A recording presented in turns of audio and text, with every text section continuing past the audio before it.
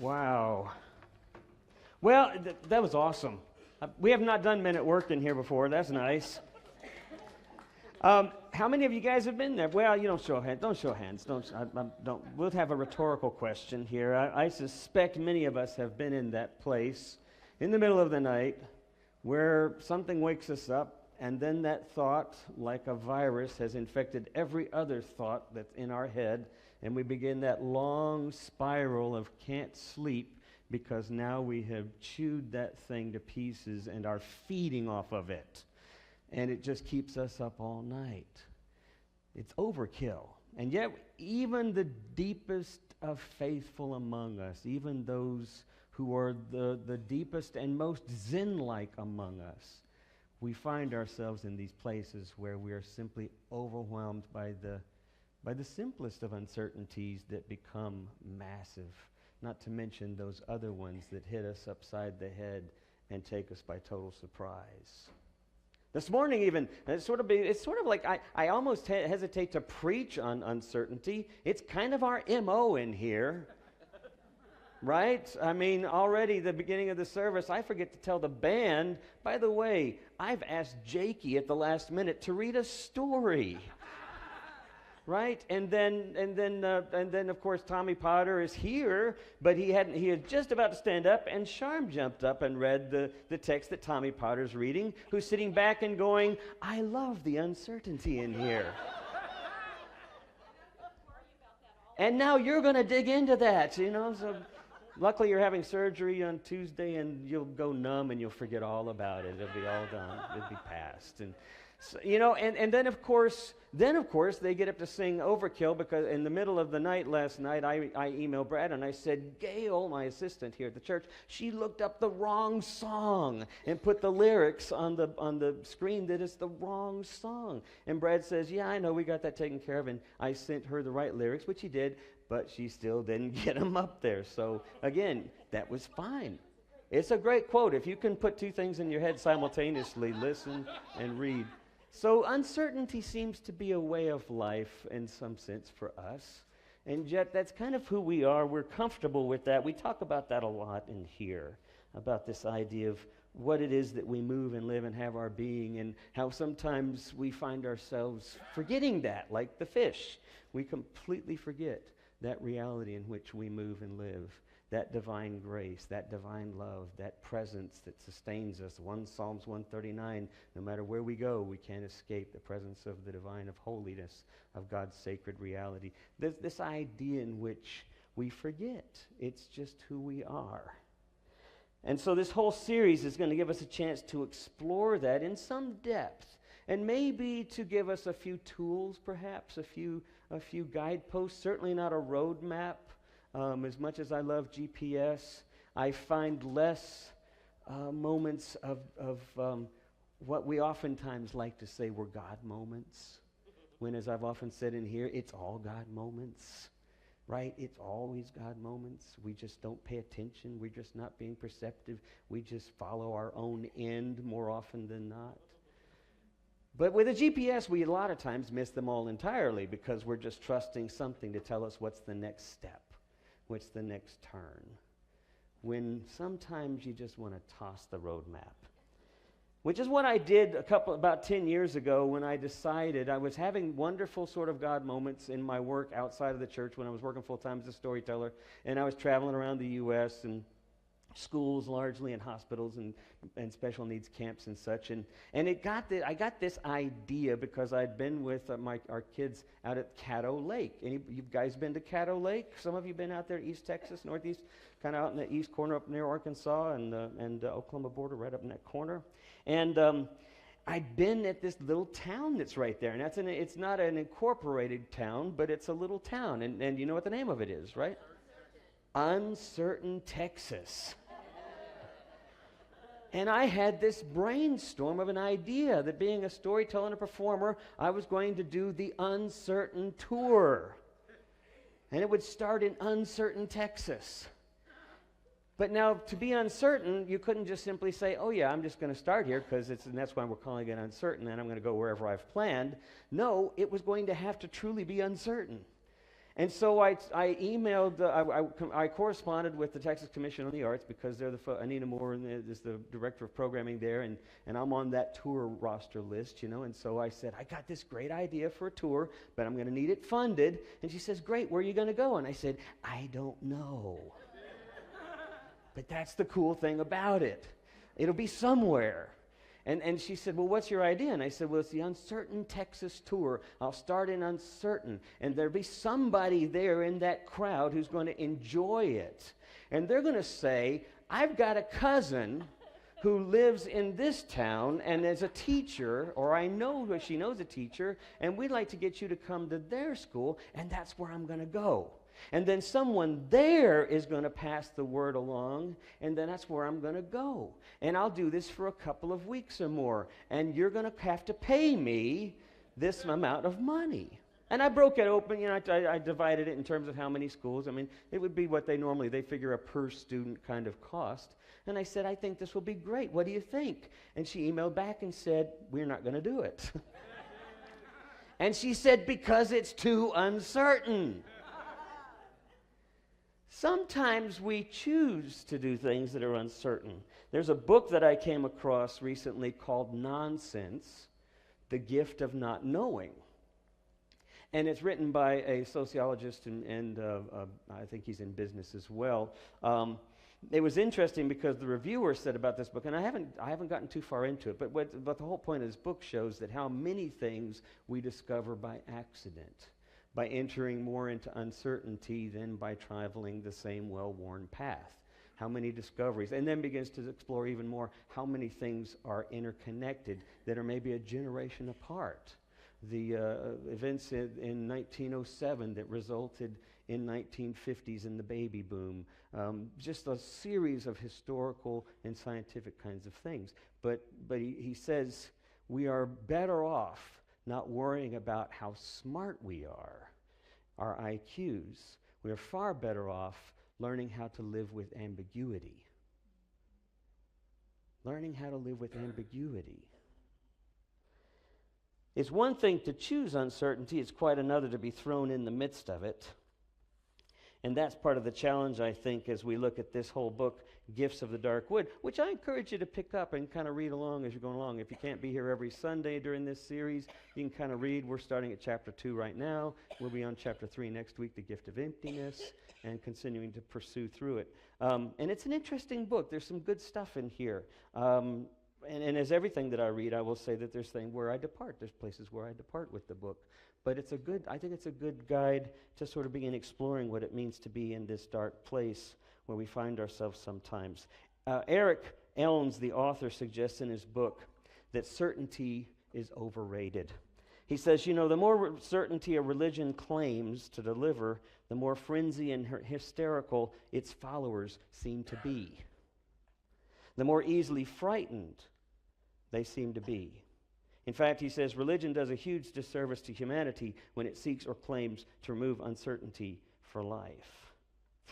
When it seeks to remove uncertainty from life. Martin Buber tells this story of a young man who is journeying through the forest, and he finds himself moving through this forest towards another village until after a while he's gone maybe a couple of days, and now he's completely lost. He's confused. He's not sure where the next path would be. And he realizes he has 3 days of provisions left. And so he's very careful and decides to try to follow the direction of the sun, try to lead him at least in one consistent direction. And he travels for a whole day until he realizes as the sun begins to set, he's right back where he started. And he used up a whole day's provision. So he's sure the next morning when he wakes up, this isn't going to happen again.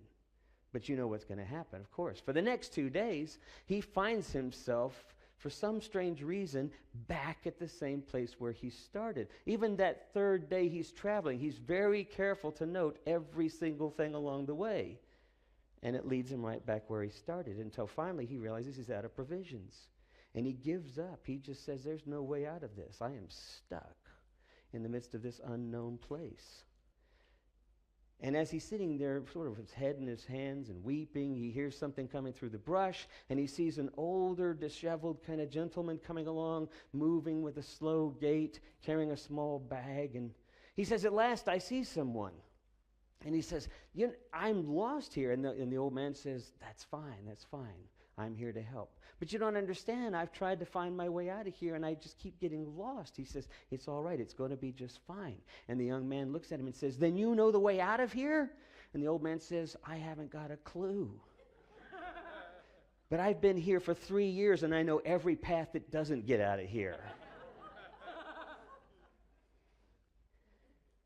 You remember me telling you the old little parable that I heard from a friend of mine once in an AA group that said, I knew a man who lived in hell, but he could never get out of the place because he knew the street names too well? Jesus comes up to the guy sitting by the pool, Bethsaida, and he says, why are you here? And the guy says, I've been here for 38 years. I've been sitting here, and every time the angel comes down and stirs the water, somebody else jumps in front of me.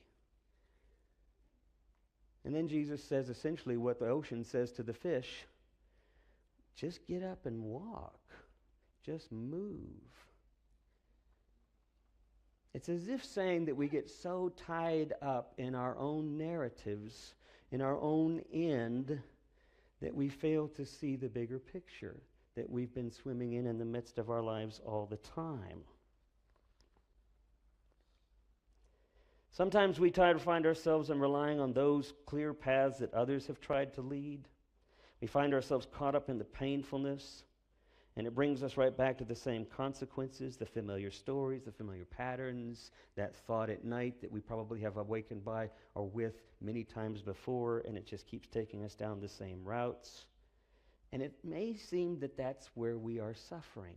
But I read an interesting thing recently that says there's a difference between pain and suffering.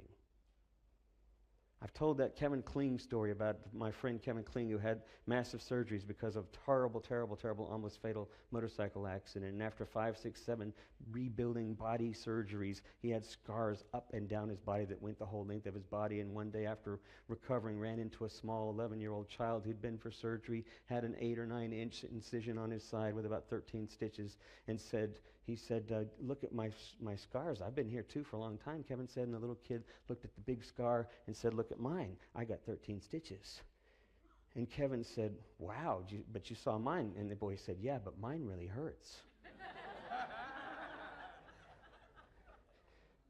Pain is inevitable. Pain is inevitable. Problems in relationships, problems at work, illnesses, disasters and tragic moments, hatred. There's all sorts of pain in the world. Pain is inevitable. Suffering is what we do with it. This man had been at the well for 38 years.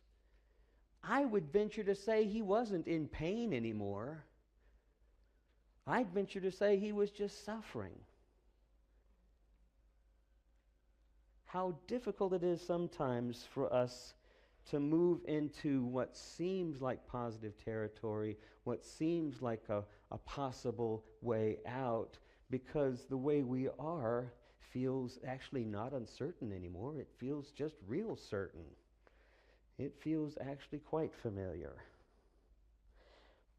My son, when I would travel, my son would say to me, he'd say, when he was young, he like 4, 5, 6 years old, he would say to me, he doesn't want me to travel, and it was so hard to leave. It was so hard to leave every time I'd travel, because my kids would be upset, and my wife would be more upset. Well, not because she didn't mind me traveling. She didn't mind that part as much as I was leaving her with the kids at that point and her job and everything else. But we devised this fun little sort of thing, the I see the moon, little nursery rhyme, and the moon sees me. God bless the moon. God bless me. And I would say, Matthew, the moon's out, and when you can see the moon, wherever I am, I can see the moon, and we'll throw a string up there, and we'll attach it to our hearts, and we'll be connected. And so even this was back before a lot of cell phone stuff even, and so it wasn't always easy to call, but we'd always have that. And at night they'd sing I'd see the moon, and I could sing I see the moon, and then I realized the problem with that is that the moon's only out so many nights a month, and then it's covered with clouds. And one day when he asked me a question, and it made me think, this may be the ticket. Maybe this would be helpful. And he said, Dad, out of the blue, woke me up from a nap out of the blue and said, Dad, what makes me me? 4-year-old existentialist, right? Dad, what makes me me? What makes you you? And I remembered something Linda had been always teaching us. You know, Linda had said this a long time, her idea of how we stay connected. You know, she says, remember where I keep you, right? I keep you in my heart. And so we said to Matthew, Matthew, where do you keep us when we're not around? And he said, you know, he points to his heart. And I said, I keep you in my heart. And then I smiled and I said, maybe that's what makes me me. It's what I keep in my heart that makes me me. And you're all going like, oh. And I'm going to tell you that's a problem. Because what else do we keep in our hearts? What else are we holding on to sometimes that we keep close because it feels familiar? How certain, I essentially think this is the question that Jesus is asking, and I want you to ponder this for this series as we kind of go through this place of being in mystery, of not knowing what to do next. Some of us are dealing with some seriously challenging issues, and then some of us are just dealing with the reality of our life right now and the culture we live in being divisive and so unhopeful feeling in many ways. Even if it doesn't matter if you're on the Clinton side or the Trump side, it's an unhopeful reality we're living in right now because there's tension. How do we respond to this kind of mystery that we find ourselves in, regardless from what side we stand? And so the question I think he's asking, when he's asking the guy, what do you want? Do you want to be made well? I think what he's essentially asking is, how certain are you that you are who you think you are? And that's the question I think that this season of Lent gives us the opportunity to explore. How certain am I that I really am the person I think I am, that I am who I think I am? When we find ourselves in the midst of challenges, of difficulties, of obstacles, we find ourselves in the middle of the night struggling, when we find ourselves in that dark wood, how certain are we really sure that who we are thinking we are in those moments is really who we are? How do we know we haven't simply lost touch of the ocean in which we swim? How do we know that we simply haven't sat long enough with that question without the answers we've already given it to simply be present to what else might be there in the midst of the waves holding us up, in the midst of the one in whom we say we live and move and have our being? Rumi has this wonderful quote that says, every moment arrives as a new arrival. This being human is a guest house. A depression, a meanness, some sudden insight covers us, or an unexpected visitor comes. Welcome and entertain them all, even if they are a crowd of sorrows. Treat each guest honorably. Who knows? They may be clearing out for some new delight. You can invite the band to come on up here. Or not the band. Well, the band can come on up here, but Brad, you're gonna do this thing. Another moment of uncertainty. I believe this question of do we really know who we are is who we think we are is an essential question for us to ask in this season of Lent. But also in any moment where we find ourselves in the midst of conflict and desperately wanting an answer, when in fact the answer we're wanting may only be satisfying a misguided sense of who we are to begin with. Desperately looking for some sense of direction when that answer may actually be putting us in the wrong direction. How might it be possible in this season of Lent to sit in the midst of life where we find ourselves with a little more attention, with more presence? In the story of Job, I love the answer that God gives Job when he's challenging and asking all of these questions. And God says, go ask the birds. Go listen to the earth. He didn't say go hug a tree, but he might as well have said that too. Go be present with creation and listen. All the great mystics did that. Go sit still for a while and don't rush too quickly. And maybe we'll begin to realize the very ground in which we live is holy.